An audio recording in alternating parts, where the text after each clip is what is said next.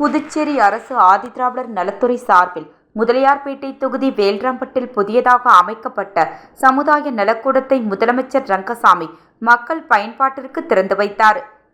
புதுச்சேரி அரசு ஆதிதிராவிடர் நலம் மற்றும் பழங்குடியினர் நலத்துறை மற்றும் புதுச்சேரி ஆதிதிராவிடர் மற்றும் பழங்குடியினர் மேம்பாட்டு வரைநிலை கழகம் சார்பில் புதுச்சேரி முதலியார்பேட்டை தொகுதி வேல்ராம்பட்டில் புதியதாக சமுதாய நலக்கூடம் அமைக்கப்பட்டது.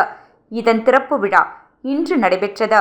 விழாவிற்கு தொகுதியின் சட்டமன்ற உறுப்பினர் சம்பத் முன்னிலை வகிக்க சிறப்பு அழைப்பாளராக கலந்து கொண்ட முதலமைச்சர் ரங்கசாமி, சபாநாயகர் செல்வம் ஆகியோர் புதிய சமுதாய நலக்கூடத்தை திறந்து வைத்து சிறப்புரையாற்றினார்கள். இவ்விழாவில் பேசிய முதலமைச்சர் ரங்கசாமி அவர்கள், அனைத்து தரப்பு மக்களும் பயன்பட வேண்டும் என்ற வகையில் மக்கள் நலம் சார்ந்த திட்டங்கள் புதுச்சேரி அரசால் செயல்படுத்தப்பட்டு வருகிறது.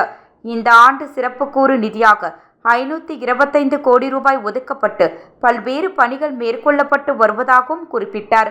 இவ்விழாவில் பாஜக சட்டமன்ற உறுப்பினர் செல்வம், தலைமை செயலர் சரத் சௌகான், ஆதிதிராவிடர் நலத்துறை செயலர் முத்தம்மா, இயக்குனர் இளங்கோவன், மேலாண் இயக்குனர் சிவக்குமார், செயற்பொறியாளர் பக்தவச்சலம் உள்ளிட்ட புதுச்சேரி ஆதிதிராவிடர் மற்றும் பழங்குடியினர் மேம்பாட்டு வரைநிலை கழக அதிகாரிகள், பொதுமக்கள், கட்சி நிர்வாகிகள் என அனைவரும் திரளாக கலந்து கொண்டனர்.